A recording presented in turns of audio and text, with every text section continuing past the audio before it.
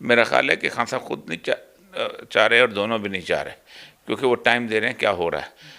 परवेज़ लाई से अगर इस वक्त असेंबली बचाता है तो उससे बड़ा बेवकूफ़ कोई नहीं होगा कि वो अगले 5 साल की असेंबली ज़ाया करता है। अब अगर खान साहब की इस तरफ की चाल ऐसी है कि अगर आज वो असेंबलियाँ तोड़ देते हैं तो अगले इलेक्शन तो 5 साल के लिए होंगे। डूब रहा है तो सबसे पहले आर्मी डूबेगी। अगर मुल्क कर्जे चढ़ रहे हैं और लोग कुछ गलत करें तो वो सबसे पहले, तो ये सोचना ही गलत है कि नहीं। हाँ, इस हद तक कहीं अब शायद हो जाए, लेकिन मुझे नहीं लगता कि वो। बिस्मिल्लाहिर्रहमानिर्रहीम। अस्सलाम वालेकुम नाज़रीन, आप देख रहे हैं पीएनएन डिजिटल और मैं हूं बिलाल ज़फ़र। नाज़रीन, आज ताज़ा और ये मकबूल जान साहब की इमरान खान साहब से मुलाकात हुई है। और इमरान खान साहब ने जिस दिन से ऐलान किया है, 4 दिन हो गए ऐलान किया है असम्बलियाँ तोड़ने का, लेकिन अभी किसी तरफ दाल नहीं गल रही। चौधरी परवेज़ लाई से भी 4 दिनों में एक भी मुलाकात नहीं हुई। तो सर से पूछते हैं कि आज मुलाकात में ये क्या डिस्कस हुआ है। अच्छा सर, बताइएगा कि क्या मुलाकात में इमरान खान को आपने कैसा पाया? क्या वो मुतमईन है जो अपना ऐलान किया उसके बाद? देखिए, इमरान खान अच्छा खासा मुतमिन है। सबसे बड़ी बात यह है कि आज मेरे इंटरव्यू के अंदर भी उन्होंने ज़्यादातर इस चीज़ पे फोकस रखा कि फ़ौज का नया सरबराह आता है वो किस किस्म की लेगेसी देता है।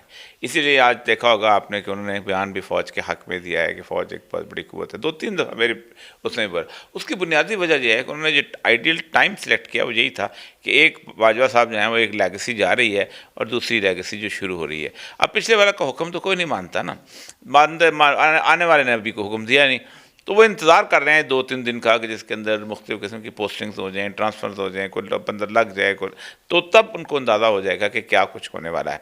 और फिर उसके बाद वो इसको मूव भी करेंगे, क्योंकि इनको इतना पता है कि किसी के अंदर कोई अब क़ुव्वत ताकत ऐसी नहीं है कि वो पंजाब असेंबली को टूटने से बचा ले। वो जितना उसको देर करेंगे उतना ही उसके लिए इसलिए बेहतर होगा कि उतना ही इलेक्शंस जो हैं उनके नज़दीक आके असेंबली टूटेगी। अब अगर खान साहब की इस तरफ की चाल ऐसी है कि अगर आज वो असेंबलियाँ तोड़ देते हैं तो अगले इलेक्शन तो 5 साल के लिए होंगे, तो असेंबलियाँ 5 साल के लिए वजूद में आएंगी। जब 5 साल के लिए वजूद में आएंगी तो पंजाब और KPK में यकीनन इमरान खान साहब की फतह है। और अगर पंजाब और KPK में फतह है तो फिर यहाँ तो उनकी अपनी गवर्नमेंट होगी, तो फिर तो इलेक्शन कौन से कैसे होगा, जहाँ तो इंटरिम गवर्नमेंट नहीं बनेगी। अच्छा सर, मुझे ये बताएं कि जनरल कमर जावेद बाजवा ने आखिरी जो खिताब में कहा कि मैं जो आर्मी जो है वो एंटी पॉलिटिकल हो चुकी है, उसका सियासत से कोई ताल्लुक नहीं। अब नए आर्मी चीफ आ गए, क्या देखते हैं कि वो एंटी पॉलिटिक्स होंगे? देखिए, कोई भी इंस्टीट्यूशन पाकिस्तान में किसी जगह कोई इंसान भी एंटी पॉलिटिकल नहीं हो सकता। कौन है जिसकी पॉलिटिकल सोच नहीं होती, और आर्मी की भी है और रहेगी और नहीं ख़त्म हो सकती है। उसकी बुनियादी वजह यह है कि आर्मी जो है वो अगर इस मुल्क के इस एक मेजर जो है वो स्टेक होल्डर ना हो तो तब तो उसको कहेंगे भाई आराम से सिर्फ आप चपरास करते रहो और लेफ़्ट राइट करते रहो और अपने इसमें, वो तो पॉलिटिकल होगी। उसको अगर मुल्क डूब रहा है तो सबसे पहले आर्मी डूबेगी। अगर मुल्क कर्जे चढ़ रहे हैं और लोग कुछ गलत करें तो वो सबसे पहले, तो ये सोचना ही गलत है कि नहीं। हाँ, इस हद तक कहीं अब शायद हो जाए, लेकिन मुझे नहीं लगता कि वो कि ये इलेक्शंस के अंदर ये है किसी को सपोर्ट ना करें किसी को ना करें, इस हद तक हो जाए। वरना डिसीजन में तो दुनिया की कोई आर्मी ऐसी नहीं है कि जो साथ ना दे। सर, चौधरी परवेज़ लाई से 4 दिन से मीडिया पे खबरें चल रही हैं कि मुलाकात खान साहब की नहीं हो पा रही। तो क्या देखते हैं, चौधरी साहब जो है वो अपनी वज़ीर-ए-आला-शिप बचाना चाह रहे हैं, खान साहब से क्यों नहीं मुलाकात कर रहे? उन्हीं की वजह से वो वज़ीर-ए-आला बने हैं। मेरा ख्याल है कि खान साहब खुद नहीं चाह रहे और दोनों भी नहीं चाह रहे, क्योंकि वो टाइम दे रहे हैं क्या हो रहा है। परवेज़ लाई से अगर इस वक्त असेंबली बचाता है तो उससे बड़ा बेवकूफ़ कोई नहीं होगा कि वो अगले 5 साल की असेंबली ज़ाया करता है। कोई भी इस वक्त जो इमरान खान को छोड़ेगा वो अपने मुस्तकबिल के ऊपर मनफी की मोहर लगा देगा, रेड लकीर फेर देगा। ठीक, तो परवेज़ लाई तो बहुत काया आदमी है, बहुत पुराना सियासतदान है।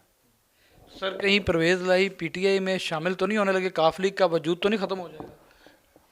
देखिए, काफ़िली बज़ाते खुद एक शानदार किस्म का वो जिसे कहते हैं ना, आपने देखा होगा सच्चे बनाने के लिए बच्चे वो जेल इस्तेमाल करते हैं। वो अगर लोटे में डाल दे लोटा बन जाती है, गिलास में डाल दो गिलास बन जाती है, शरबत में डाल दो। तो काफ़िली तो शुरू से ऐसी थी हमेशा से। अच्छा सर, चौधरी परवेज़ लाई को नून लीग की तरफ से इस वज़ीर-ए-आला-शिप से पहले ऑफ़र की गई थी कि हम वज़ीर-ए-आला बनाते हैं। कहीं ऐसा तो नहीं कि मुस्लिम लीग नून जो है वो उनको ऑफ़र कर रही हो और वो इस वजह से पिच के दोनों तरफ खेल रहे हैं? 2 दफ़ा ऑफ़र हो चुकी है, मेरा जाकर उन्होंने इनकार कर दिया। इस वक़्त नून लीग का मतलब जाना है कि डूबती किश्ती में सवार होना, और जो किनारे पे लगी हुई किश्ती है उसमें से छलांग लगाना। इससे बड़ा बेवकूफ़ कौन होगा। सर पंजाब में नून लीग बिल्कुल उस तरह मुतहरिक नहीं नज़र आ रही, क्या कहेंगे नवाज शरीफ की वजह से नून लीग पावर में आती है पंजाब में? नहीं, हो नहीं सकते। देखिए इस वक्त एंटी इमरान जो बंदा भी है वो सड़क पे नहीं आ सकता सिवाय इसके कि उसके अपने फॉलोइंग हो। मसलन तहरीक बैग इसलिए आ सकती है कि उसका अपना एक फॉलोइंग है, लोग हैं उसके। जमात इस्लामी इसलिए आ सकते हैं, उसकी अपनी एक फॉलोइंग है। ठीक, जमीयत उलमा इस्लाम की फॉलोइंग है, वो नहीं आ सकता। नून लीग की भी उस तरह की फॉलोइंग नहीं है। नून लीग जलसा नहीं कर सकती, जुलूस नहीं निकाल सकती। उनके उनकी एक कैफियत बन चुकी हुई है ना। सर सियासत के जादूगर लाहौर में आसिफ जरदारी साहब पहुंच गए हैं, जब भी ऐसी सिचुएशन बनती है तो जरदारी साहब पहुंच जाते हैं और अपना जादू दिखा देते हैं, तो क्या कहेंगे इस बार उनका जादू चलेगा? नहीं, वो उन्होंने पटारी बंद कर दी हुई है। उनकी पटारी में कुछ नहीं रह गया। पटारी देखिए, पटारी सबसे बड़ी है इस्टेब्लिशमेंट की। जिस दिन इमरान खान 17 सीटें जीता था ना इस्टेब्लिशमेंट वाली, वो किसी की उस दिन इस्टेब्लिशमेंट की पटारी बंद हो गई थी, तो उसकी तो क्या पटारी रह गई। सर मुस्तकबिल में इमरान खान साहब के इस्टेब्लिशमेंट से हालात काबू में आएंगे, मतलब सुलह सफाई वाली तरफ बात जाएगी? मेरा ख्याल है उसकी एक वजह, देखें कमर जावेद बाजवा का इस कौम का एक बहुत बड़ा एहसान है। 3-4 एहसानात हैं। एक एहसान उनका ये है कि इस कौम को बेखौफ कर दिया। लोग अब कहते हैं इससे ज़्यादा क्या होगा। ठीक, वो मतलब ये है कि वो जो उसका था कोर कमांडर का घर, जिसके सामने टायर पंक्चर होता था, लोग आगे जाके गाड़ी खड़ा करते थे, अब वहाँ लोगों ने हड़ताल एहतजाज किया। दूसरा एहसान उनका शहबाज शरीफ पे है। पूरा ख़ानदान जो था वो चाहता था कि वज़ीर आज़म ना बने, उसके मुकाबले में उन्होंने बाकायदा एक शहज़ादी को उतार भी दिया था। उसकी उसने वो ख्वाहिश पूरी की जो कभी पूरी नहीं हो सकती थी। दूसरा एहसान उसका। और तीसरा एहसान उसका जो है अपना, उनका जो है वो इस कौम के ऊपर ये है कि उन्होंने पूरे पाकिस्तान के अंदर खौफ जो है ना वो मुकम्मल तौर पर ख़त्म करने के साथ साथ पूरे पाकिस्तान के अंदर, जिसे मैं एहसान नहीं कहूँगा, ये बुनियादी तौर पर उनकी एक कैफियत है जिसने पूरी फ़ौज को रियलाइज़ करा दिया है कि अगर हम ज़रा सा भी अवामी मंगों के ख़िलाफ़ जाएंगे तो लोग हमसे कितनी नफ़रत करेंगे। आप क्या समझते हैं ये तुर्की वाले हालात की तरफ आप इशारा दे रहे हैं कि जिस तरह फ़ौज से लोग वहाँ के तुर्की के अवाम बागी हो गई थी, उस तरीके से यहाँ पे भी माहौल निकल गया है?